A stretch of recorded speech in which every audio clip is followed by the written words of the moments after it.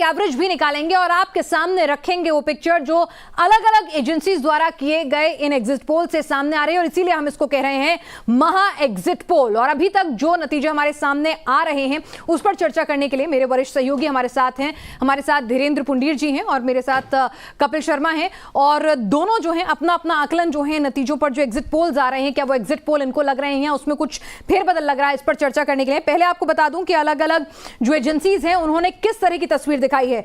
India today, axis माई India ने BJP को 36 से 46 सीट दी हैं, कांग्रेस को 40 से 50 और बीएसपी को 0 और अदर्स के खाते में 1 से 5 सीटें दिखा रहा है इंडिया टुडे एक्सिस का जो एग्जिट पोल है छत्तीसगढ़ को लेकर। तो क्या यही तस्वीर बनेगी? आइए हम जानने की कोशिश करते हैं। कपिल, आप मध्य प्रदेश छत्तीसगढ़ को जो हमारा रीजनल चैनल है उसको हेड भी करते हैं, खुद एक लंबे अरसे से पत्रकारिता करते रहे हैं, ग्राउंड से आपके पास क्या अपडेट, और क्या यही पोल जो है वो एग्जैक्ट पोल होता हुआ आपको दिख रहा है?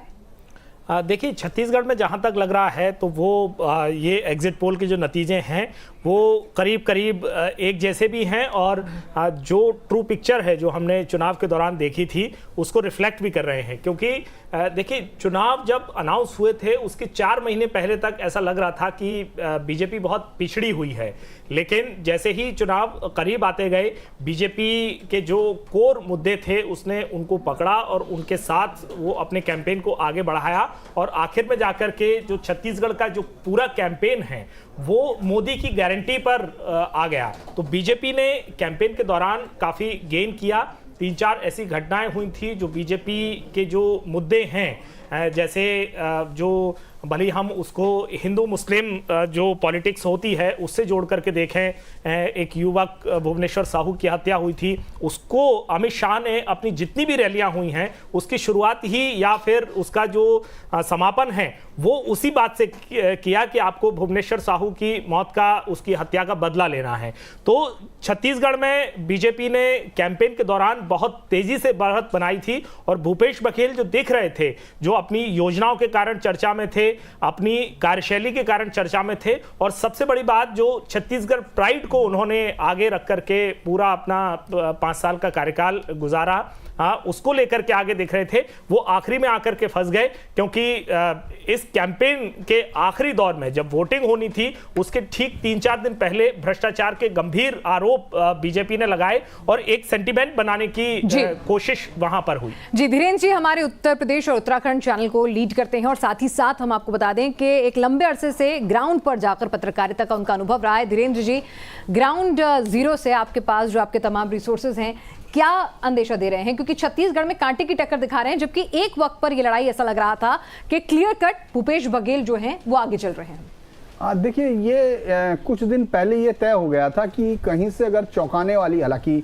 जो सबसे मुख्य मुकाबला तो माना जा रहा था कि मध्य प्रदेश, सबकी निगाहें भी उधर टिकी हुई थी, लेकिन एक जिस तरह से बिल्कुल क्लीन स्वीप मान रहे थे कि भूपेश बघेल ने जो छत्तीसगढ़ी एकदम जो सेंटीमेंट है उसको बहुत तेजी से भुनाया। लेकिन हम लोग लगातार एक चीज़ पिछले कई चुनाव से पिनाज अगर लगातार देखें, 2014 के बाद विधानसभा चुनाव अलग अलग जगह पर हुए, तो बीजेपी ने अपने आप को एक ऐसी मशीन के तौर पर तब्दील किया जो सबसे लास्ट में अपना कार्ड लाती है, और वो कार्ड वापस आकर मोदी पर आकर टिक जाता है। इस पूरे चुनाव में जब तक भूपेश बघेल स्थानीय नेताओं से लड़ रहे हैं तब तक वो बहुत बड़े, उनसे कई गुना आगे दिखते हैं जब वो उसके छत्तीसगढ़ के बीजेपी लीडर के सामने खड़े होते हैं। लेकिन जैसे ही मोदी वहां आते हैं तो जो एकदम लस्त पस्त पड़ी हुई बीजेपी, जिसकी लीडरशिप आपको नहीं मिलती है, जिसको उन्होंने मुख्यमंत्री बनाए रखा लगातार 3 टर्म, वो कहीं फील्ड में उस तरह नहीं दिखाई देते हैं। लेकिन पार्टी एकदम बाउंस बैक करती है, यानी पार्टी के कार्यकर्ता वापस आते हैं, फील्ड में आते हैं। तो मुझे लगता है कि ये जो हम देख रहे हैं कोई बहुत आश्चर्य नहीं, क्योंकि मैं और कपिल इस पर लगातार चर्चा करते रहते हैं, और वो मुझे लगता है कि हम लोग 45 से 55 के बीच में रुकते हैं कि 50 तक जाकर कांग्रेस रुकेगी या वो रुकेगी। तो लगभग आंकड़े वही हैं, लेकिन 5-4 सीटों का खेल ही पूरे उसको पलट देगा, क्योंकि व्यक्तिगत तौर पर लड़ी गई सीटें और बीजेपी के फैक्शन में वहां बहुत जी। कम लड़ाई दिखती है पिनाज। मुझे लगता है कांग्रेस के चलिए हम अलग अलग जो नतीजे हमारे पास आ रहे हैं अलग अलग एजेंसीज द्वारा किए गए पोल्स के वो भी हम आपको बता दें। इंडिया टुडे एक्सेस माई इंडिया का हमने आपको बताया कि क्या कुछ कह रहे हैं, और इंडिया टीवी सीएनएक्स के जो नतीजे हैं वो कह रहे हैं 30 से 40 सीटें बीजेपी के खाते में जाएंगी और 45 से 56 सीटें जो हैं वो कांग्रेस के खाते में जाएंगी, अदर्स के खाते में 3 से 5 सीटें जाएंगी। वहीं जन की बात कह रहा है बीजेपी के खाते में 34 से 45 और कांग्रेस के खाते में 42 से 53 और अन्य के खाते में 3। और TV5 न्यूज सिर्फ इकलौता यह है जो बीजेपी को 29 से 39 सीटें दे रहा है, कांग्रेस को 54 से 64 सीटें जो हैं मिलती हुई नजर आ रही हैं। रिपब्लिक टीवी मटेराजी का जो आंकड़ा है वो भी हम बताएंगे, वो मध्य प्रदेश को लेकर आ रहा है, उस पर भी अपडेट देंगे। लेकिन छत्तीसगढ़ में कमोबेश यही स्थिति जो है वो यहां पर बनती हुई दिख रही है। कपिल, छत्तीसगढ़ में हमेशा ये कहा जाता था भूपेश बघेल वर्सेस कौन, कि आपके पास तो कोई लीडर ही नहीं है। भूपेश बघेल जिस तरह से उनका कद बढ़ रहा था, जिस तरह से मुखर हो रहे थे, एक ऐसे नेता के तौर पर सामने आ रहे थे जो डायरेक्ट काउंटर कर रहा है केंद्र को भी। जिस तरह से उन्होंने मोदी के खिलाफ भी पूरा का पूरा कैंपेन चलाया, तो आखिर कहां उनका कैंपेन ऐसा डिरेल हुआ कि एडवांटेज बघेल एडवांटेज कांग्रेस यहां कांटे की लड़ाई में तब्दील होती दिख रही है? देखिए, जैसा मैंने पहले भी बताया कि बीजेपी ने इस चुनाव को बहुत तरीके से लड़ा है और आखिरी में आकर के वो अपने कैंपेन को पीक पर ले गए हैं, जिसमें उनके निशाने पर भूपेश बघेल थे, उन पर बहुत सीरियस एलिगेशन लगाए गए और एन चुनाव के वक्त आए थे। और ये जो एलिगेशन है वो कोई पॉलिटिकल एलिगेशन नहीं, बल्कि ईडी की जो जांच है उसको इंगित किया गया था। भले ही उसके पीछे कांग्रेस आरोप लगाती है कि पॉलिटिकल मोटिव हो, लेकिन जब कोई जांच एजेंसी की तरफ से कोई चीज आती है तो फिर लोगों के मन में वो घर कर जाती है, लोगों को सोचने पर विवश करती है। और ये जो आपने बात कही है कि कैसे जो एक तरफा दिख रहा हुआ चुनाव जो है कांटे की लड़ाई में तब्दील हो गया, बल्कि मैं तो ये कह रहा हूं कि ऊंट किसी भी करवट बैठ सकता है।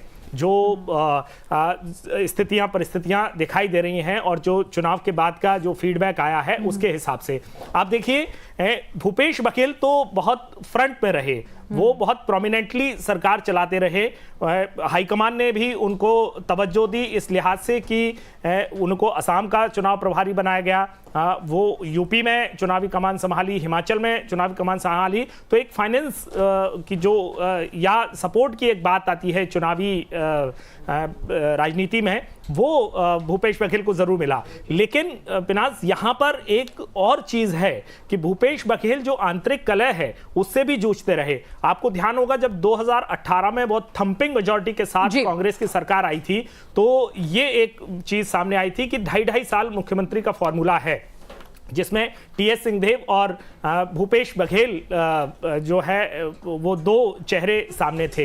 लेकिन ऐसा हुआ नहीं, बीच में दिल्ली आकर के भूपेश बघेल को शक्ति प्रदर्शन भी करना पड़ा। तो कहीं ना कहीं ये सेंटिमेंट भी मुझे लगता है कि इस चुनाव में काम किया है, क्योंकि हम देख रहे हैं कि सरगुजा के इलाके में काफी नुकसान हो रहा है भूपेश या कहें कांग्रेस को, जहां से टीएस सिंहदेव आते हैं। और टीएस सिंहदेव भी ये इशारा कर रहे हैं कि बहुत कठिन की डगर है। बिल्कुल। और यहां पर धीरेन्द्र जी, अगर छत्तीसगढ़ की ही हम अगर बात को आगे बढ़ाएं तो क्या यहां पर ये जो पूरा का पूरा इलेक्शन है वो मोदी का चेहरा लास्ट में हर चीज पर भारी पड़ गया, और जो एक बीजेपी के पास एक तरह से उस पर आरोप भी लगते हैं, एक कम्युनल कार्ड जो होता है वो भी आगे आ गया। जिस तरह से कपिल कह रहे थे कि अमित शाह ने हर जगह उस एंगल को अपनी रैलियों में मेंशन किया और लोगों को उस पर फोकस लाके खड़ा कर दिया। देखिए, मैं पहले एक चीज़ ज़रूर बता दूं, क्योंकि हम लोग आंकड़ों पे बात कर रहे हैं तो आंकड़े बड़े इंटरेस्टिंग होते हैं। पिछली बार इसी में मैं देख रहा था, सीएनएक्स ने 40 सीटें बीजेपी को दी थी, बीजेपी मुझे लगता है 16 सीटों में 15 सीटों पर जाकर सिमट गई थी। सी वोटर ने 39, 40। तो यानी हम लोग अभी सिर्फ बात कर रहे हैं इनके डाटा पे, डाटा में वैसे तो सबके हैं मेरे पास, लेकिन मैं फिर भी टुडे चाणक्य ने भी 36 दी थी, 50 उसको कांग्रेस को दिए थे, लेकिन कांग्रेस 68 सीट पर गई थी। मुझे ये लगता है, जो मैं पहले भी कह रहा था, कि बीजेपी ने अपने आप को एक चुनाव की एक ऐसी मशीन में तब्दील किया जो लास्ट में लाकर अपने ट्रम्प कार्ड को लाती है और उस समय तक मेंटेन करती है। और प्रधानमंत्री नरेंद्र मोदी उसके सबसे बड़े कार्ड हैं। हालांकि ये जो कम्युनल कार्ड जिसको कहते हैं कि उसको लास्ट में बीजेपी हमेशा इस्तेमाल करती है, या हिंदू मुस्लिम उस पर काम करती है, उसके पास दो बड़े चेहरे हैं। मुझे लगता है कि वो याद होगा, हेमंत विश्व शर्मा ने जिस तरह से वहाँ के एक विधायक को कहा कि आप जीतेंगे, मोहम्मद अकबर को लेकर कि बहुत सारे अकबरुद्दीन आएंगे, तो बीजेपी उसका इस्तेमाल करती है, उसको एक निश्चित समय पे उसको मालूम है कि मुझे कहाँ इस कार्ड को खेलना है, तो वो उसने, मुझे लगता है कि प्रधानमंत्री मोदी और इस तरह के कार्ड को कंटिन्यू सही समय प्लेस करना वो बिल्कुल। और इस वक्त एक और नतीजे सामने आ रहे हैं, मध्य प्रदेश के नतीजे भी कुछ जगह से सामने आ गए हैं, उस पर भी चर्चा कर लेते हैं। मध्य प्रदेश में सभी लोग कांटे की टक्कर जो है वो बता रहे थे, तो यहां पर ये देखना होगा कि क्या स्थितियां जो हैं यहां पर बन रही हैं। जो हमारे पास डेटा निकल कर आ रहा है उसमें क्या कहा जा रहा है ये भी बता दें कि मध्य प्रदेश का जो महापोल है, पोल स्टार्ट का जो नतीजा है वो ये कह रहा है कि एग्जिट पोल का कि बीजेपी के खाते में 106 से 116 सीटें जो है जाती हुई दिख रही हैं और कांग्रेस के खाते में 111 से 121 सीटें जाती हुई दिख रही हैं। कांटे की लड़ाई यहां पर दिख रही है, जहां पर कहा जा रहा था कि कांग्रेस जो है एंटी इनकम्बेंसी है और वहां पर जिस तरह का आपस में भी लड़ाई की खबरें आ रही थी, बीजेपी के अंदर खेमे भी कई खेमे बट गए थे, उस सब के बीच में अगर ये क्लोज फाइट होती है एक लंबे अरसे की एंटी इनकम्बेंसी के बाद, तो कपिल आप इसको लगता है कि एग्जैक्ट पोल होंगे? इतनी कांटे की लड़ाई, इतनी लंबी एंटी इनकम्बेंसी, इतनी ज्यादा नाराजगी लोगों में, और कहा जा रहा है कि एक जमाने में जो कांग्रेस में अलग अलग गुट हुआ करते थे वैसा बीजेपी में भी हो गया है, मध्य प्रदेश बीजेपी में। बिल्कुल, देखिए मध्य प्रदेश में बीजेपी की स्थिति बहुत अलग रही है। आपने सही कहा कि इतनी लंबी एंटी इनकम्बेंसी है, हालांकि शिवराज सिंह चौहान जो मौजूदा सीएम हैं उन्होंने इस पूरे चुनाव में ये कोशिश की कि ये जो चुनाव है वो उनके 18 साल के कार्यकाल पर नहीं बल्कि पिछले जो 3.5 साल का जो कार्यकाल है, जो कमलनाथ सरकार गिरने के बाद फिर से बीजेपी की सरकार बनी थी, उस 3.5 साल के कार्यकाल पर लड़ा जाए। हालांकि जब चुनाव अनाउंस हुआ और बीजेपी ने अपनी स्ट्रेटेजी का खुलासा किया, रणनीति का खुलासा किया, तो उसमें कैंपेन से जो शिवराज सिंह चौहान है उनको अलग रखा। तो इससे क्या हुआ कि लोगों में जो मैसेज है, जो शिवराज सिंह चौहान कोशिश कर रहे थे कि वो 3.5 साल पर जाए, वो खुद बीजेपी ने उसको 18 साल की जो कामकाज है उस पर ला करके खड़ा कर दिया, क्योंकि लोगों के मन में एक संदेश गया कि हाँ अब शिवराज सिंह चौहान बहुत हो गए हैं और बीजेपी खुद चाहती है कि अब वो एक अलग नेतृत्व के रूप में चुनाव लड़े। तो यहाँ बीजेपी का जो कंफ्यूजन है वो नजर आया। उसके बाद जो टिकट अनाउंस हुए, जिस तरह से सीटें और उम्मीदवार घोषित किए गए, उसमें भी कहीं ना कहीं बीजेपी का कंफ्यूजन मुझे नजर आया। चलिए, और यहाँ पर इस वक्त एक और नतीजा आ रहा है, आपको बता दें कि टीवी9 भारतवर्ष का जो पोल स्टार्ट का जो राजस्थान को लेकर आंकड़ा आ रहा है वो भी आ गया है, वो भी आपको बता दें। अभी तो मध्य प्रदेश के आंकड़े आप स्क्रीन पर देख रहे हैं, लेकिन राजस्थान को लेकर जो आंकड़ा है उसमें कहा जा रहा है कि कांग्रेस को 90 से 100 सीटें मिल सकती हैं और बीजेपी के खाते में 100 से 110 सीटें जा सकती हैं। धीरेन्द्र जी, राजस्थान में तो सब लोग कह रहे हैं कि कांग्रेस जो है वो 50 से 70 में आके सिमट जाएगी, लेकिन यहाँ पर टीवी9 भारतवर्ष और पोल स्टार्ट का जो एग्जिट पोल है वो कांटे की टक्कर दिखा रहा है।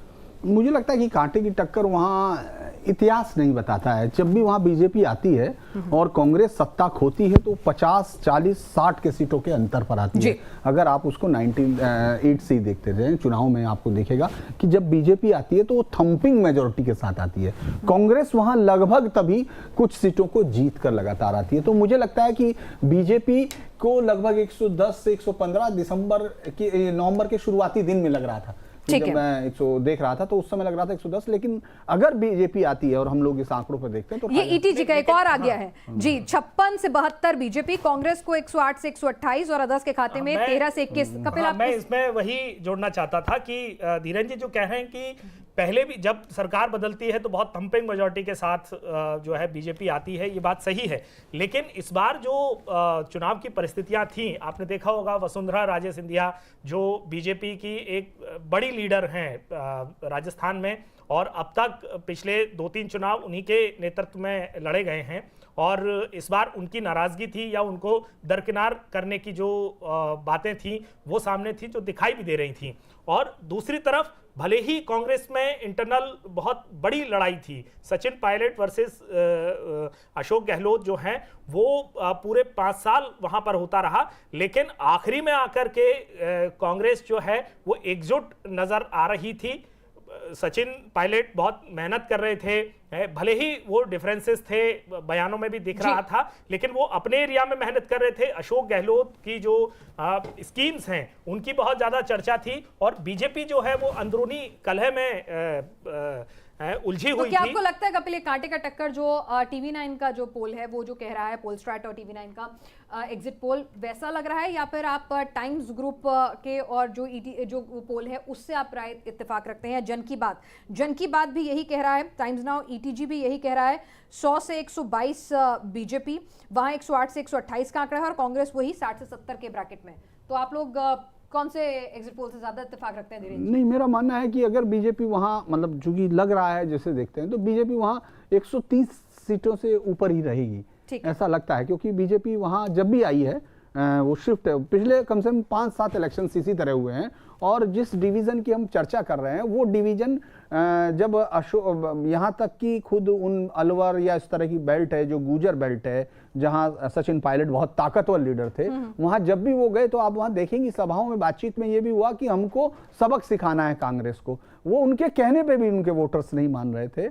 इस तरह का जो मतलब ग्राउंड का क्लियरेंस था। और चूंकि अशोक गहलोत ने बहुत सारी योजनाएं भले ही चलाई थी, लेकिन Ashok Gehlot law and order position में बहुत ही ज्यादा डिफेंसिव थे, बहुत ज्यादा एक के बाद एक थे। और कम से कम जिस तरह के कार्ड में बीजेपी वहां, चूंकि वो बहुत ताकतवर पार्टी, बहुत लंबे समय से दो पार्टी का मामला है, तो मुझे लगता है कि उस कार्ड को भी आप देखेंगे अशोक गहलोत उसका कहीं भी जवाब नहीं दे पा रहे थे। आप चाहे वो कोई भी हो, चाहे वो आपने देखा उदयपुर की घटना हो जब उसका मर्डर हुआ, आज भी उन्होंने बयान दिया है कि अगर बीजेपी का धर्म का कार्ड चल गया तब तो बीजेपी जीत सकती है, वरना हम जीत रहे हैं। तो ये वहां है, लेकिन मुझे लगता है कि वहां बहुत कांटे की टक्कर है और ऊंट किसी भी करवट बैठ सकता है। मुझे छत्तीसगढ़ जैसा मामला राजस्थान में भी लग रहा है। मतलब आप ये कह रहे हैं कि राजस्थान में भी थोड़ी बहुत सीटें जो क्लोज फाइट वाली होंगी वो खेल किसी भी तरफ पलट सकती हैं। वैसे इस बीच भास्कर का भी एग्जिट पोल आ गया है। मध्य प्रदेश में 230 में से 105 से 120 कांग्रेस के खाते में जाती दिख रही है, भाजपा के खाते में 95 से 115 और अन्य के खाते में 0 से 15। राजस्थान के लिए भास्कर का एग्जिट पोल कह रहा है कि 199 में से जो 85 से 95 सीट है वो कांग्रेस के खाते में, भाजपा को एज जरूर है 98 से 105। और छत्तीसगढ़ के लिए कह रहा है कि 90 में से 45 से 55 कांग्रेस और 35 से 45 बीजेपी। यानी कि राजस्थान और कांग्रेस में क्लोज फाइट धीरेन्द्र जी मान रहे हैं। कम से कम भास्कर का पोल और छत्तीसगढ़ में दोनों में यही स्थिति बता रहे हैं। आप इत्तेफाक रखेंगे? नहीं, मैं मानता हूं कि राजस्थान तो क्लियर है, क्लीन है, उसमें कोई वो नहीं है। छत्तीसगढ़ जरूर है कि किसकी तरफ बैठ जाएगा वो बहुत ज्यादा आश्चर्य नहीं, वहां बहुत क्लोज फाइट है। कांग्रेस भी अगर वहां मान लो सत्ता में आती है तो 55 से ऊपर। चलिए, CNX का भी छत्तीसगढ़ के लिए पोल आ गया है। 30 से 40 बीजेपी के खाते में जाती दिख रही हैं और 40 से 56 कांग्रेस और अदर्स को नहीं मिल रही है। शायद अदर्स का आंकड़ा गलत है, इसको जरा हमें चेंज करना होगा। लेकिन तो आप देखिए कि लगभग छत्तीसगढ़ की स्थिति जो है वहां पर बहुत क्लोज फाइट जो है वो रहने की आशंका है। अगर कपिल आपसे कहूं कि फैक्टर्स जिन्होंने इस चुनाव को एडवांटेज बीजेपी कांग्रेस से यहां पर क्लोज फाइट में कन्वर्ट कर दिया, 5 कुछ ऐसे फैक्टर्स आप गिनाना चाहेंगे? देखिए, सबसे बड़ा फैक्टर तो नरेंद्र मोदी है। नरेंद्र मोदी जब वहां पर रैली करने गए, मुझे लगता है कि मध्य प्रदेश से ज़्यादा जो है छत्तीसगढ़ पर फोकस था। नरेंद्र मोदी ने जितनी भी रैलियां की हैं उन्होंने उसमें बहुत ही इमोशनल तरीके से कहा कि छत्तीसगढ़ के लोगों को ये मोदी की गारंटी है, आप मोदी पर भरोसा कीजिए, मोदी आपके जो काम हैं वो करवाएंगे। आपने मुझे तो बहुत आशीर्वाद दिया जब 2019 में लोकसभा के चुनाव हुए थे, तो आपने बहुत जमकर के मेरे लिए वोट डाले और सारी जो सीटें हैं वो दी। 2018 में कांग्रेस को जिताने के बावजूद भी, तो अब जो है 2023 के विधानसभा चुनाव में भी आप मोदी की बात पर भरोसा करके बीजेपी को वोट दीजिए। और उन्होंने एक चीज़ और कही कि ये मोदी की गारंटी है, और सारे जो लोग उनकी सभा में आते थे उनसे ये कहते थे कि जो लोग नहीं आ पाए हैं आप उनसे जाकर के जब वो घर जाएं तो उनसे जाकर के कहिए कि मोदी ने ये कहा है। तो उन्होंने बहुत इमोशनल तरीके से जो छत्तीसगढ़ में प्रचार किया था। और एक बात और बता दूं कि जो नरेंद्र मोदी सरकार है केंद्र में, उसने उसका जो शुरू से फोकस रहा है वो आदिवासियों को लेकर के रहा है, 2024 की लड़ाई को लेकर के भी। पिछले 3-4 साल से, जब से 2019 के बाद जब कोविड आया और कोविड के बाद से फिर से राजनीतिक गतिविधियां शुरू हुई हैं, तो उसके बाद से हमने देखा है कि आदिवासियों को लेकर के बहुत सारी योजनाएं हैं, भले वो मध्य प्रदेश में रानी कमलापति स्टेशन उनके नाम पर रखना हो। सबसे पहले तो बीजेपी इस बात का श्रेय हमेशा लेती है कि राष्ट्रपति द्रौपदी मुर्मू जो हैं वो आदिवासी वर्ग से आती हैं और एक महिला आदिवासी को बीजेपी ने राष्ट्रपति बनाया है। तो ये सारी जो चीजें हैं वो फैक्टर कहीं ना कहीं छत्तीसगढ़ में काम किया है कि वहां मोदी के चेहरे पर फोकस करके पूरा चुनाव लड़ा और एंड टाइम पर आकर के वो कांग्रेस की बराबरी में जाकर के खड़ी हो गई बीजेपी। ठीक है धीरेन्द्र जी, अगर आपसे मैं इसको एनालाइज करूं तो कपिल की राय से आप इत्तेफाक रखते हैं, आपके कुछ अलग फैक्टर्स भी हैं जो आप दर्शकों से साझा करना चाहेंगे? मुझे लगता है कि बहुत ज्यादा केंद्रित चुनाव हमेशा से ये कोई नई चीज नहीं है। बीजेपी ने अगर मोदी पर रखा है इलेक्शंस तो कांग्रेस इसका मतलब है कोई काट नहीं ढूंढ पाई, क्योंकि ये तो पहले से तय था कि उनके पास स्टेट लीडरशिप नहीं है जो भूपेश बघेल का मुकाबला करेगी। तो लिहाजा ये सबसे पहले स्ट्रेटजी थी कि बीजेपी लास्ट में सिर्फ प्रधानमंत्री मोदी के चेहरे पर आएगी। और अगर कांग्रेस को खासतौर से भूपेश बघेल इस पूरे चुनाव को अपने से ही लड़ रहे थे, क्योंकि सेंट्रल का कोई भी लीडर कांग्रेस के पास ऐसा नहीं है जो वहां जाके उनकी मदद करके 2 वोट खींच के ला सकता था। इसके उलट बीजेपी के पास कम से कम 2 लीडर ऐसे थे जो उसके कम्युनल कार्ड को या जो उसके हिंदू मुस्लिम कार्ड को और ताकत देते थे। 2 राज्यों के मुख्यमंत्री हमने देखे, तो मुझे लगता है कि वो एक बड़ा कारण हो सकता है कि लड़ाई इतनी क्लोज फाइट में आई। ठीक है, हमारे साथ वरिष्ठ पत्रकार सत्यप्रकाश शर्मा जी भी जुड़ गए हैं। छत्तीसगढ़ की बात उनसे कर लेते हैं, क्योंकि अभी तक सभी एग्जिट पोल्स ने छत्तीसगढ़ को लेकर यह स्थिति साफ कर दी है कि वहां पर एडवांटेज कांग्रेस 5-10 सीटों की जरूर हो सकती है, लेकिन बीजेपी वहां कड़ा मुकाबला दे रही है। क्या आप इन एग्जिट पोल को ही एग्जैक्ट पोल में कन्वर्ट होता हुआ देख रहे हैं? आपकी राय कुछ अलहदा है सर? देखिए पीना जी, आपका सवाल बिल्कुल अच्छा है, लेकिन एक चीज बताऊं कि जब से मध्य प्रदेश से छत्तीसगढ़ अलग हुआ, 2003 में पहला चुनाव हुआ, उसके बाद आपने देखा कि लगातार बीजेपी ने 18 के पहले तक जीत हासिल की, लेकिन 18 में बीजेपी बहुत नीचे चली गई। उसके पीछे बड़े फैक्टर क्या रहे? देखिए वो आदिवासी बेल्ट है, हालांकि वहां ओबीसी भी वोटर काफी मात्रा में है, लेकिन आदिवासियों को कांग्रेस से बीजेपी की तरफ टर्न करने में किसका रोल रहा? यानी कि वहां पर जो कन्वर्जन के अगेंस्ट जो मूवमेंट चला, दिलीप सिंह जो देव का स्टेप, उसने कहीं ना कहीं बीजेपी को एक बड़ी ताकत दी और जिससे बीजेपी लगातार वहां आदिवासियों में अपना प्रभाव बनाती हुई एक बड़ी जीत करती रही। लेकिन 18 में जब वो चले गए, उसके बाद या तो बीजेपी का वो मूवमेंट कम हो गया या फिर एंटी इनकम्बेंसी सरकार की बड़ी आई, जिसके कारण कांग्रेस को मौका मिला।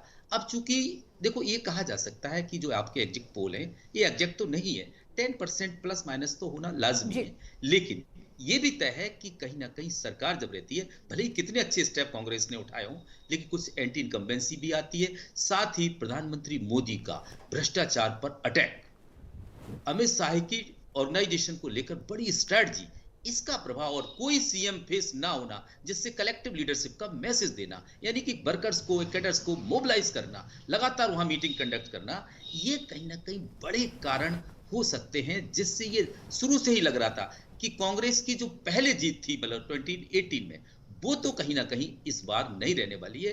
तो ये जो एग्जिट पोल हैं, मैं शायद इनसे इत्तेफाक रखता हूं।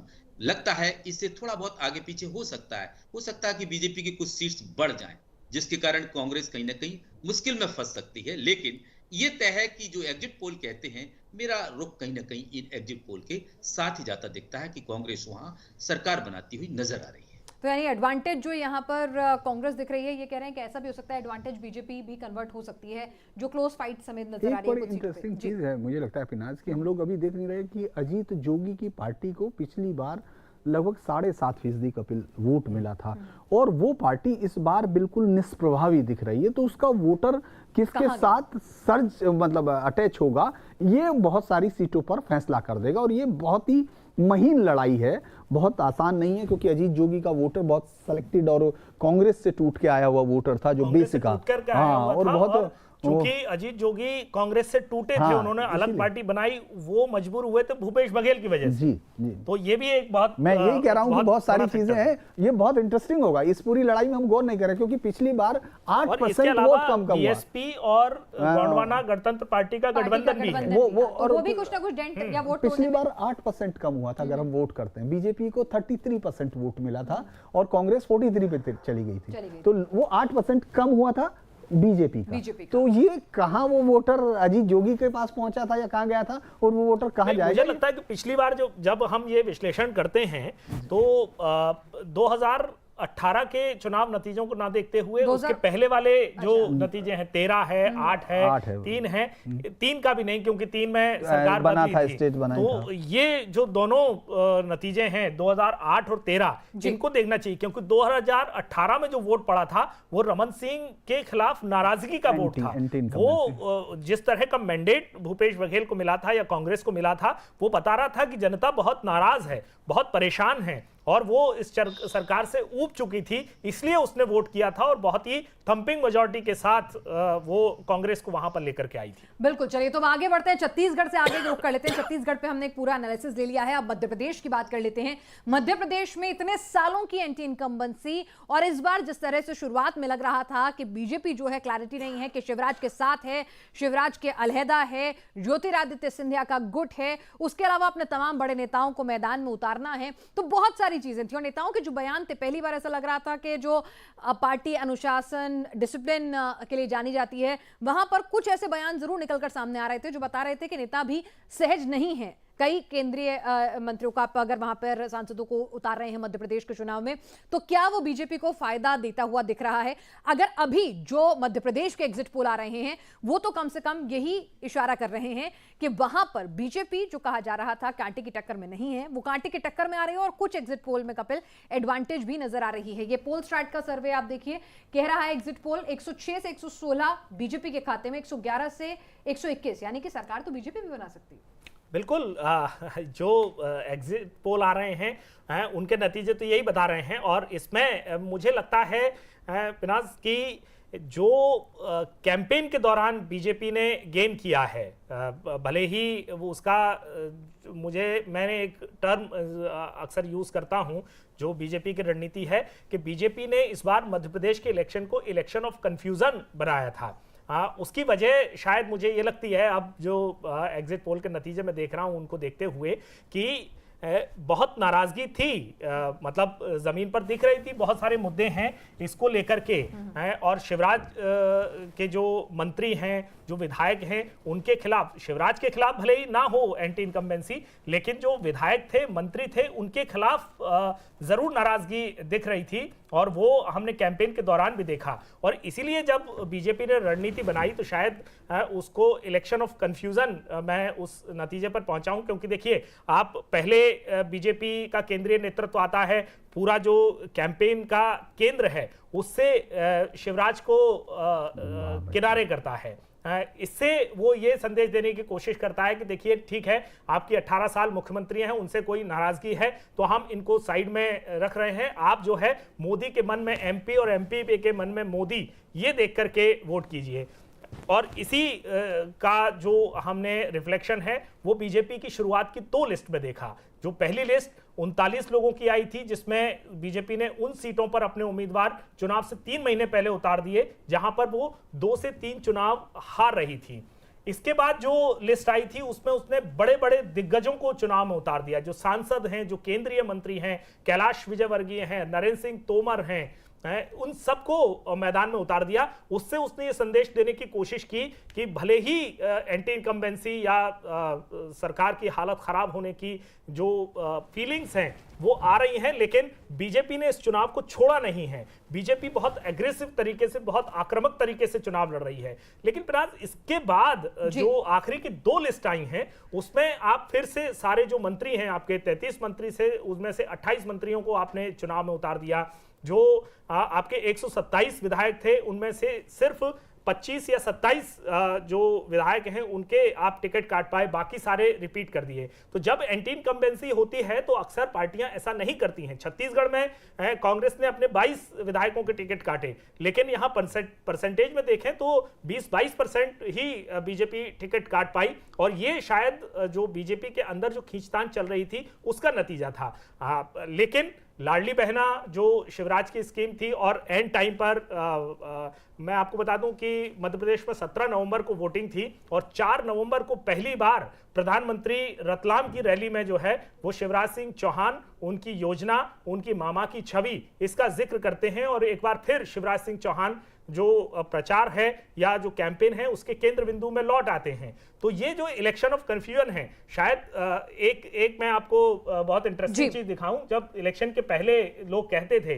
कि क्या होगा, एंटी इनकम्बेंसी है, तो लोग कहते थे, एक राजनीतिक विश्लेषक है उन्होंने कहा था कि अगर बीजेपी शिवराज के साथ चुनाव में जाती है तो उसको नुकसान होगा, और अगर उसके बिना चुनाव में जाती है तो वो ज्यादा नुकसान होगा। तो नुकसान दोनों तरफ से दिख रहा था, और इसीलिए मुझे लगता है कि ये रणनीति जो है इलेक्शन ऑफ कंफ्यूजन की, वो इसलिए ही बनाई गई थी, मजबूरी हो या रणनीति हो, लेकिन उसके परिणाम जो है वहां दिख रहे हैं। हालांकि मुझे अभी भी लगता है कि जिस तरह की हमने फीलिंग्स देखी हैं, ग्राउंड रिपोर्ट्स देखी हैं, उस पर कांग्रेस को एज है और वो कंफर्टेबली सरकार की तरफ बढ़ सकती है। चलिए, तो कपिल, आपका जो भी आकलन है, जो ग्राउंड जीरो का इनपुट है, आप कह रहे हैं कि ये जो कांटे की टक्कर है उसमें आप क्लियर कट कांग्रेस को विनर, मतलब इतने सारे पोल हैं, इसमें से एक पोल मेरा भी है। एक पोल आपका भी है। तो कपिल जी का पोल कह रहा है कि भाई कांग्रेस सरकार बना लेगी, और वो कह रहे हैं कि आराम से बना लेगी, यानी कि क्लोज फाइट आपको नजर नहीं आ रही है।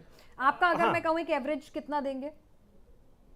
3 तारीख को फिर मुलाकात होगी। अच्छा, मध्य प्रदेश के लिए, मध्य प्रदेश के लिए मुझे लगता है कि कांग्रेस जो है 130 के करीब वहां पर पहुंचेगी। चलिए, आप सारे पोल्स को, कपिल, सबसे अलहदा बात कर रहे हैं, आप सबसे अलहदा। बिल्कुल, मैं ये रिस्क ले रहा हूं। चलिए, कपिल ये रिस्क ले रहे हैं। 3 तारीख को कपिल से फिर से मुलाकात होगी। हमारे साथ शर्मा जी भी लगातार, वरिष्ठ पत्रकार लगातार मौजूद हैं।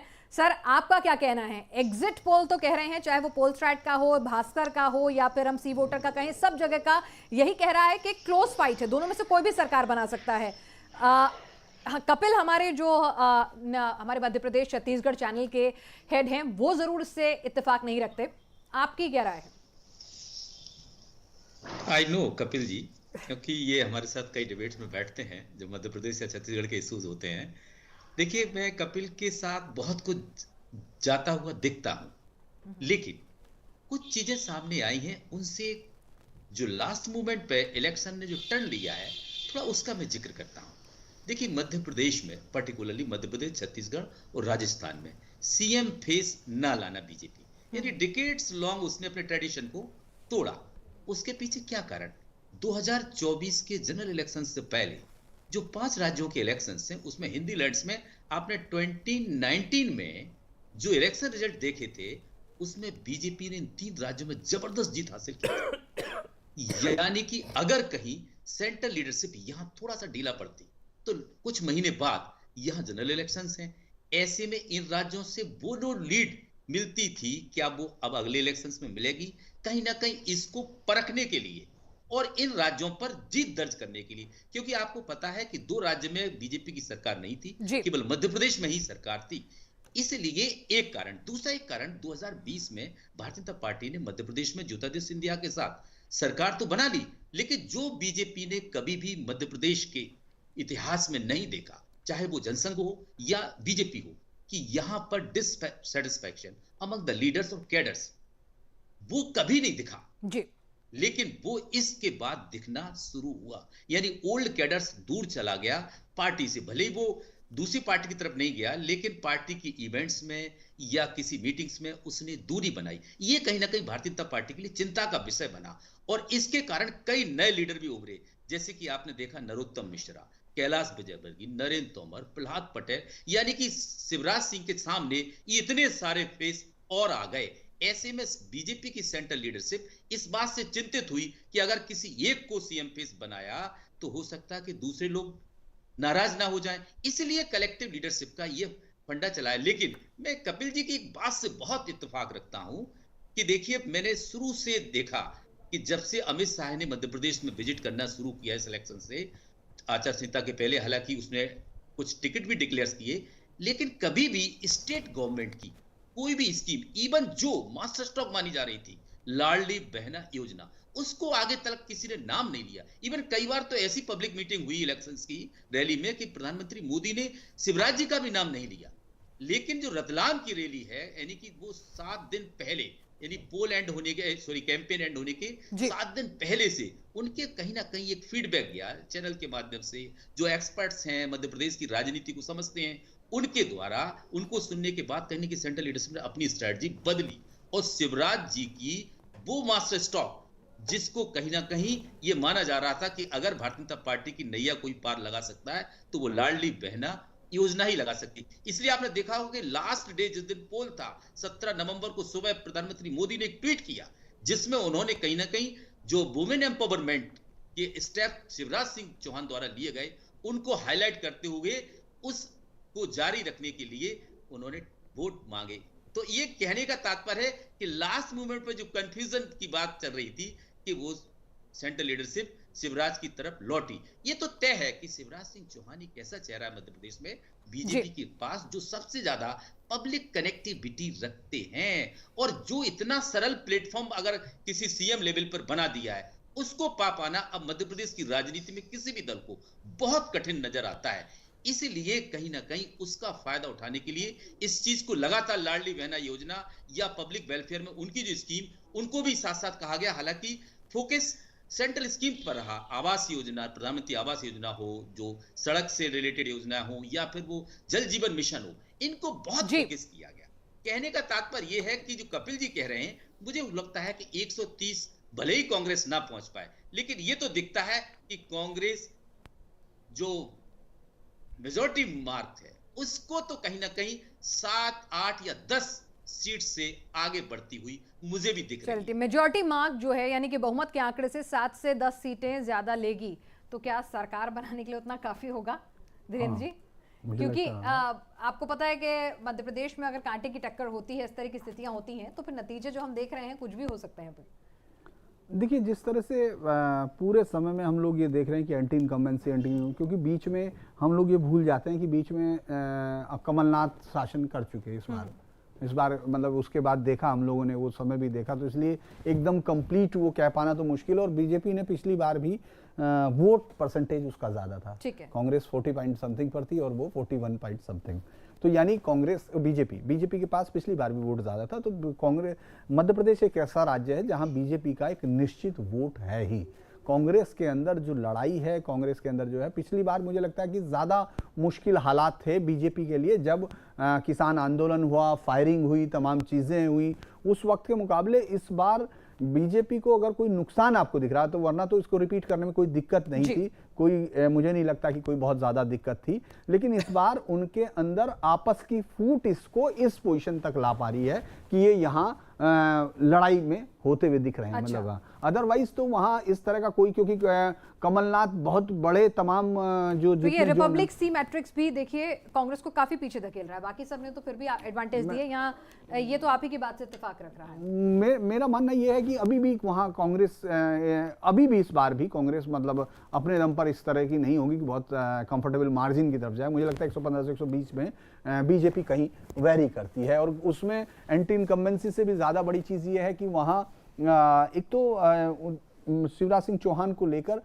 पार्टी के अंदर जरूर है कि आखिर कितने दिन तक एक सीएम रह सकते हैं, तो नए चेहरे, नई लीडरशिप, उस पर बातचीत हो सकती है। और उसमें शुरुआत में शायद उस इंप्रेशन में रहा हो केंद्रीय नेतृत्व, लेकिन बाद में वो समझा हो कि क्योंकि जिस तरह का जितने सहजता से वो तमाम जगह अपना रिश्ता रखे हुए हैं शिवराज, तो बहुत ज्यादा मुझे नहीं लगता कि उनसे पब्लिक कनेक्ट उनका बहुत तो बढ़िया है। और वो जिस तरह के कम्युनिकेटर हैं, वो रैली में हर आदमी को ऐसा लगता है कि शिवराज सिंह चौहान वो उनसे बात मैं यही कह रहा हूं कि उनके पास, इसलिए हम इस शब्द को जब इस्तेमाल करते हैं तो बहुत वो जमीन से जुड़े हुए और अपनों के बीच और अपने से ही लगते हैं। वो लगातार इतने वो नेता से ज्यादा वो अपने से ही कोशिश की, ये एक लीडरशिप का ये स्टाइल है, एक लीडरशिप का स्टाइल है कि वो कितने लंबे, क्योंकि इतने लंबे समय तक आप जब सत्ता में रहते हैं तो बहुत सारे लोग आपके, और दूसरा क्या है कि आप देखेंगे बीजेपी का चुनाव उसकी लीडरशिप नहीं लड़ती है, बीजेपी का चुनाव उसके कार्यकर्ता लड़ते हैं, और या सेंट्रल लीडरशिप में आजकल प्रधानमंत्री मोदी हैं। दो चेहरे लड़ते हैं और मैं बार बार ये कह रहा हूं, छत्तीसगढ़ में जिस तरह से हम देख रहे हैं कि प्रधानमंत्री मोदी का चेहरा जो है वो एडवांटेज दे रहा है, तो मध्य प्रदेश में शिवराज का चेहरा वो काम कर रहा है। तो शिवराज जिनको लोग बाग कह रहे थे कि भाई अब उनका क्या, मुख्यमंत्री बनाएंगे नहीं बनाएंगे, लोगों में एक फटीग आ गया है, नाराजगी नहीं कहें तो फटीग आ गया है शिवराज के चेहरे से। तो अगर एक बार फिर से बीजेपी सरकार बनाती है तो क्या आ गया, आपको क्या समझ आता है? नहीं, मुझे लगता है कि लीडरशिप तो देखिए अब सेंट्रल लीडरशिप इतनी आसानी से, हालांकि लास्ट के 7 दिन तो लग रहा है कि उन्हीं को लेकर उनका नाम एक तरह से अनाउंस सा है, अगर नाम ही कहें अनाउंस सा है, कोई शक नहीं, कोई शक, हाँ मुझे अगर वो सत्ता में वापस लाते हैं, हाँ तो वो खुद लेके आते हैं। तो मुझे लगता है कि एक बड़ी अगर सरकार बनाती है तो वो बीजेपी के एक बहुत बड़े नेता होंगे और उनमें बीजेपी में उनका कद बढ़ना चाहिए। मुझे लगता है कि ये तो कद तो नहीं बढ़ पाएगा, क्योंकि इसलिए नहीं बढ़ पाएगा क्योंकि अभी बीजेपी में इस पोजीशन में बहुत नहीं है। 2 लोग यहाँ बैठे हैं, उसके बाद योगी, जनाधार वाले नेता, हाँ ये हम कह सकते हैं, लेकिन योगी अभी बहुत आगे बाकी सबसे। अगर अमित शाह, योगी, ये सब हम लोग बहुत बड़े लीडर के तौर पर हैं। निश्चित तौर पर शिवराज सिंह चौहान की खुद की कामयाबी भी होगी कि उन्होंने एंटी इनकम्बेंसी, फटीग और तमाम चीजों के बीच में भी जो कंफ्यूजन का चुनाव था, आखिर के 7 दिन में जो केंद्रीय जो पूरा नेतृत्व है उसको भी अपने ही इर्द गिर्द समेटने, अपनी योजनाओं के इर्द गिर्द समेटने के लिए लाकर खड़ा कर दिया। तो यहां सबके बाद कपिल, ज्योतिरादित्य सिंधिया का क्या, पार्टी छोड़ आए, केंद्र में खुद तो सत्ता पाली लेकिन अपने साथ जिनको लेकर आए थे वो वैसे ही टिकट के बंटवारे में बहुत ज्यादा खुश नहीं थे। अब आगे उनकी राजनीति क्या? देखिए, उनकी राजनीति, अगर बीजेपी की सरकार मध्य प्रदेश में बनती है तो इसमें ज्योतिरादित्य सिंधिया का भी योगदान माना जाएगा। 80 रैलियां की हैं, हाँ, 80 रैलियां की हैं दूसरे नंबर पे। चौहान के बाद अगर लेकिन इच्छा उनकी सिर्फ यहां तक नहीं थी ना कपिल।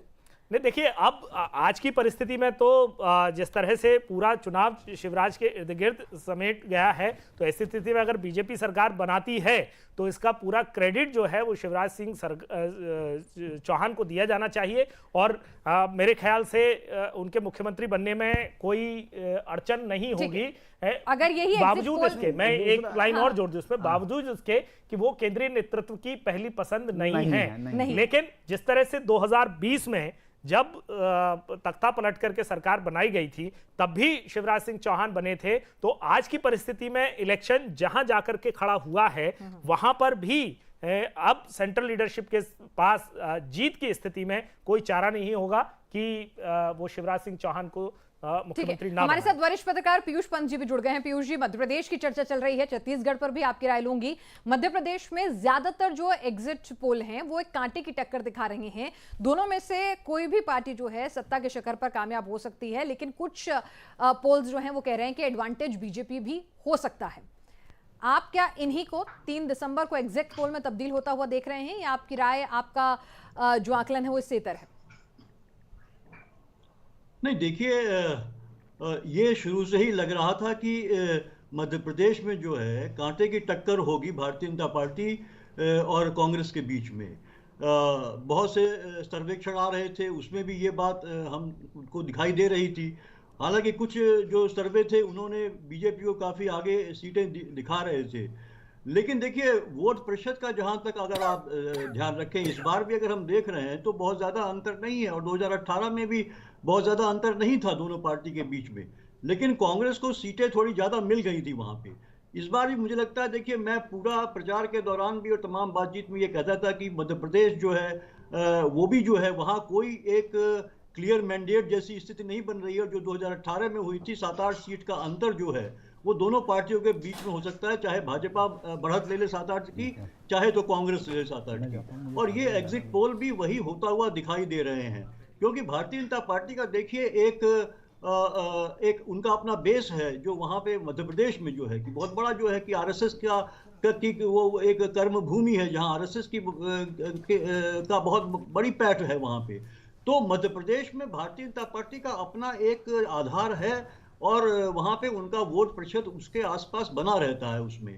दूसरा मुझे लगता है कि देखिए तमाम चीज़ें दिग्विजय सिंह को जो है शिवराज सिंह चौहान को जो है कि पीछे करने की कोशिश की थी केंद्रीय नेतृत्व में, लेकिन उन्होंने जो 6 महीने लगातार जो है जिस तरह से इंटेंसिफाइड रूप में जो है अपनी योजनाओं, खासकर लाडली बहना योजनाओं को लेके, और ये एक इमोशनल अपील कि आप चाहते हैं कि नहीं चाहते हैं मैं आऊं या चला जाऊं, तमाम इस तरह की बातें कही हैं, और अपनी योजनाओं का उन्होंने धुर प्रचार किया वहां पे, तो उससे मुझे लगता है कहीं न कहीं जो है भारतीय जनता पार्टी को आगे बढ़ने में जो है कि मदद चलिए मिली यहाँ है। पर पीयूष जी आपसे बात करते करते एक और बड़ा आंकड़ा सामने आ रहा है। टुडेज चाणक्य का जो एग्जिट पोल है वो तो कह रहा है कि 151 सीटें बीजेपी, यानी कि अब तक के जो एग्जिट पोल आ रहे हैं वो कह रहे थे कि क्लोज फाइट है, एडवांटेज जो है वो कुछ बीजेपी को कुछ कांग्रेस को दिखा रहे थे, एक रेंज दे रहे थे।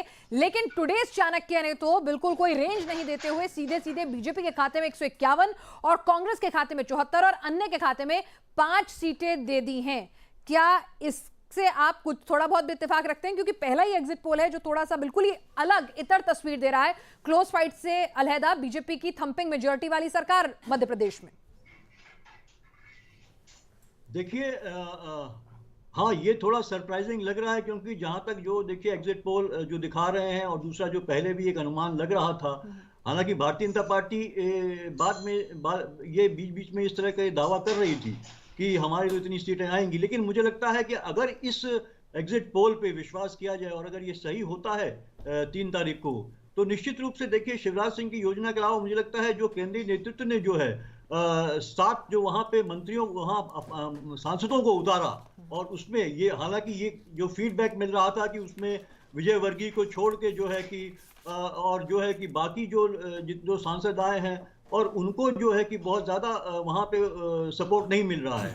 लेकिन ये अगर एग्जिट पोल सही होता है तो निश्चित रूप से बहुत बड़ा परिवर्तन आया है, और निश्चित रूप से वो जो जी हमारे साथ हमारे जो एडिटर इन strategy चीफ इस थी, वक्त वो मनोज गेरोला जी सफल भी हुई आ गए हैं। मनोज जी, यहाँ पर जो अभी तक अलग अलग एजेंसीज द्वारा किए गए एग्जिट पोल्स जो हमारे सामने आ रहे हैं, उसमें मध्य प्रदेश जहां पर एंटी इनकम्बेंसी फैक्टर्स को अलहदा करते हुए, अभी आपको बता दूं सी मैट्रिक्स और चाणक्य जो है, मतलब वो दोनों बीजेपी को एडवांटेज दे रहे हैं, बाकी सब जो दूसरे एग्जिट पोल्स हैं वो क्लोज फाइट दिखा रहे हैं। तो आपको क्या लगता है 3 तारीख को यही कुछ तस्वीर दिखने वाली है? देखिए पिनाज, ऐसा है कि अगर हम 4 महीने या 5 महीने पहले की बात करें तो 5 महीने पहले हमें लगता था कि वहाँ की ये जो इलेक्शन है मध्य प्रदेश में ये वन साइडेड होगा और बीजेपी और जो टोटल नंबर ऑफ सीट्स जो बीजेपी को मिलेंगी वो काफ़ी ज़्यादा कम होंगी, कांग्रेस को एक एडवांटेज बहुत ज़्यादा था। तो आज जब एग्जिट पोल आए हैं और एग्जिट पोल में बैठकर अगर हम ये बात कर रहे हैं कि 2 एग्जिट पोल ये दिखा रहे हैं कि क्लोज फाइट है और बाकी 2 बीजेपी को एक एडवांटेज दिखाते हैं, तो इसका मतलब ये है कि बीजेपी ने जो भी पिछले 4 महीने में जो भी उनकी स्ट्रेटेजी थी वो सारी स्ट्रेटेजी बहुत ठीक थी। चाहे वो भले ही उन्होंने पहले फेस में जो कैंडिडेट्स अपने अनाउंस करे या फिर जो केंद्र के जो बड़े नेता थे या मंत्री थे उनको वहाँ टिकट दिए, और बाद में सारा का सारा शिवराज सिंह चौहान के ऊपर उन्होंने पूरी की पूरी कैंपेनिंग छोड़ दी। तो ये एक मेरे ख्याल से जो इनकी स्ट्रेटेजी थी वो काम करी। और दूसरा, शिवराज सिंह चौहान ने जो भी अपने तरीके से जो भी सोशल वेलफेयर स्कीम में, चाहे वो लाडली बहना की योजना हो या फिर उनकी बाकी स्कीम्स हों, वो स्कीम उन्होंने वो लेकर आए, इम्प्लीमेंट करी, और जितनी इम्प्लीमेंट करी उतने ही अच्छे तरीके से उसको लोगों के बीच कम्युनिकेट करा कि इसकी जो ये स्कीम्स हैं, इन स्कीम से एक आम आदमी को या जो बहना है उनको किस तरीके से एक पॉजिटिव वो होगा, इम्पैक्ट होगा। तो मेरे ख्याल से अगर ये एग्जिट पोल ठीक हैं तो मेरे को लगता है कि ये सारी की सारी बातें थी जो कि बीजेपी के फेवर में गई। लेकिन पिनास, मेरा अभी भी ये मानना है कि 18 साल की एंटी इनकम्बेंसी बहुत बड़ी एंटी इनकम्बेंसी होती है, और ऐसे में अगर गवर्नमेंट रिपीट होती है बीजेपी की तो मेरे को बहुत ज़्यादा सरप्राइज होगा। यानी कि यहाँ पर एडवांटेज आपको कांग्रेस ही नजर आ रहा है, क्योंकि एक लंबी एंटी इनकम्बेंसी है। छत्तीसगढ़ में ये तस्वीर जो है अगर हम देखें तो अलग नजर आती है। छत्तीसगढ़ में एडवांटेज कांग्रेस तो है, लेकिन वहां पर बीजेपी जो अब तक क्लोज फाइट में कहीं नजर नहीं आ रही थी, अगर महीने भर पहले की बात करें मनोज जी, तो अब वो यहां पर क्लोज फाइट दे रही है। और ऐसे आंकड़े भी आ रहे हैं एग्जिट पोल में जहां पर वो शायद सरकार भी बना ले। और जो अभी हम अपने जो मध्य प्रदेश और छत्तीसगढ़ चैनल को लीड कर रहे हैं कपिल शर्मा, उनसे बात कर रहे थे, तो उनका कहना था कि कई सीटें ऐसी हैं जो उन्होंने एनालिसिस किया है, उनकी टीम से ग्राउंड जीरो से जो रिपोर्ट आई है कि इतनी क्लोज फाइट है कि वो सीटें हो सकता है किसी भी पार्टी की सरकार बनवा दे। हाँ, देखिए ऐसा है कि हमारा मध्य प्रदेश में जो नेटवर्क है रिपोर्टर्स का, वो एक बहुत बड़ा नेटवर्क है। तो इसलिए कपिल शर्मा के पास जो भी इंफॉर्मेशन है वो डायरेक्ट हमारे जो रिपोर्टर्स हैं उनसे उनके पास इंफॉर्मेशन आई है। तो वो इन्फॉर्मेशन उनकी, मेरे को लगता है कि जितने भी एग्जिट पोल्स हैं, मतलब एग्जिट पोल के पास एक डेटा होता है जो कि एक साइंटिफिक तरीके से वो लेते हैं, लेकिन उसके अलावा बाकी जो रिपोर्टर्स के जरिए या एक आम आदमी के जरिए जो इन्फॉर्मेशन मिलती है वो कपिल शर्मा के पास कहीं ज़्यादा अच्छी होगी। जी, तो जो 30 से जी छत्तीसगढ़ की सर बात करी थी। हाँ, हम लोग अभी तो छत्तीसगढ़ में क्या है, बेसिकली छत्तीसगढ़ में ये तो एक फैक्ट है कि 15 साल बीजेपी की सरकार थी। पिछला जो इलेक्शन था 2018 का जो इलेक्शन था वो एक 15 साल की एंटी इनकम्बेंसी के अगेंस्ट था। तो वही कारण था कि वहाँ कांग्रेस को एक लीड थी काफ़ी ज़्यादा, और पिछला इलेक्शन कांग्रेस ने वो किया, स्वीप किया, और उसके बाद 5 साल तक कांग्रेस का शासन रहा। तो आज की डेट में जो एंटी इनकम्बेंसी है उसका कितना इम्पैक्ट है, कम है या ज़्यादा है, उसका फ़ायदा बीजेपी को मिलेगा। पहली चीज़ तो ये है। दूसरी चीज़ ये है कि बीजेपी एक लोकल उसमें कांग्रेस बड़े अच्छे तरीके से इस बात को साबित करने में मतलब उन्होंने लोगों को कन्विंस करने की कोशिश करी कि रमन सिंह की सरकार एक करप्ट सरकार थी, और वो करप्शन एक ऐसा था जिससे आम आदमी को नुकसान होता था, क्योंकि यहाँ का जो करप्शन का जो पैसा है, अगर करप्शन नहीं होता तो वो पैसा जनता के वेलफेयर के लिए लगता, लेकिन वो जो पैसा है उस पैसे से कांग्रेस के सेंट्रल हाईकमान को वो पैसा जाता है, और वो पैसा बाकी पूरे देश में कांग्रेस पार्टी इस्तेमाल करती है। तो मेरे को लगता है कि ये भी एक बहुत बड़ा फैक्टर था। प्लस वहाँ आरएसएस का बहुत पुराना काम है, बीजेपी का कुछ एरिया में स्ट्रांग होल्ड हमेशा से ही वहाँ था। तो ये सारे के सारे फैक्टर्स मेरे ख्याल से। और आपको कम्युनल एंगल कितना नजर आता है, जिस तरह से वहाँ पर जो कन्वर्जन चलता है उसको लेकर बीजेपी ने लगातार एक हाईलाइट किया ग्राउंड जीरो पर जाकर, और जिस तरह से साहू जो है उनकी जो हत्या हुई थी उसके लिए पूछा कि इसके कसूरवारों को सजा कब मिलेगी, तो क्या ये तमाम चीज़ें भी एक जनता का माइंड वॉश करने में कामयाब रही मनोज? मेरे को लगता है कि लोकल लेवल में बीजेपी ने इस बारी राजस्थान में सबसे ज़्यादा कम्युनल एंगल लाने की कोशिश करी, और जिस तरीके से रिजल्ट आ रहे हैं इसमें, तो लगता नहीं है कि राजस्थान में भी बीजेपी को इसका कुछ फ़ायदा हुआ है। हो सकता है कि इसका नुकसान ही राजस्थान में उन्हें हुआ हो। छत्तीसगढ़ में मुझे इस बात का डाउट है कि वहाँ का इलेक्शन कितना वो था, कॉम्युनल था। जी ठीक है, हमारे साथ यहाँ पर लगातार हमारे खास मेहमान भी लगातार जुड़े हुए हैं। हमारे साथ पीयूष पंत भी हैं और डॉक्टर सत्यप्रकाश शर्मा जी भी हैं। डॉक्टर सत्यप्रकाश शर्मा जी, छत्तीसगढ़ और मध्य प्रदेश की स्थिति जो है लगभग यहाँ पर एग्जिट पोल जो है वो साफ कर रहे हैं। मध्य प्रदेश में 2 ऐसे एग्जिट पोल एजेंसीज हैं जो कह रही हैं कि एडवांटेज बीजेपी है, बीजेपी की सरकार बनेगी, जिसमें टुडेज चाणक्य है और सी मैट्रिक्स है, और बाकी क्लोज फाइट दिखा रहे हैं। तो आपका जो आकलन है वो क्या कुछ कह रहा है, कमोबेश यही रहेगा? आपकी नजर में किसकी एडवांटेज है? पर कपिल से आपने एक सवाल पूछा था कि ज्योतिरादित्य सिंधिया का क्या हुआ, मैं इसी से आपके सवाल की तरफ जाऊंगा। देखिए, ज्योतिरादित्य सिंधिया के साथ जितने लोग आए थे, चाहे वो उस दौरान एमएलएज रहे हों या फिर उनके फॉलोअर्स रहे हों, इस चुनाव में ज्यादातर लोगों को जो उस समय बायपोल्स में हार भी गए थे उनको भी टिकट मिले हैं। कुछ दलित जो उनके साथ आए थे एमएलएस, वो जरूर ड्रॉप हुए हैं, एक चीज। दूसरी चीज, अगर भारतीय जनता पार्टी जो डिससैटिस्फैक्शन की मार मध्य प्रदेश में अपनी संगठन में झेल रही है, जो उसकी सबसे बड़ी मजबूती मानी जाती थी संगठन में ताकत, वो कहीं ना कहीं ज्योतिरादित्य सिंधिया उसके लिए बड़े कारक हैं। ग्वालियर चंबल संभाग में आज भी ये माना जा रहा है कि ज्योतिरादित्य सिंधिया के साथ आए लोग जो आज चुनाव मैदान में हैं, वो ज्यादातर लोग फंसे हुए हैं।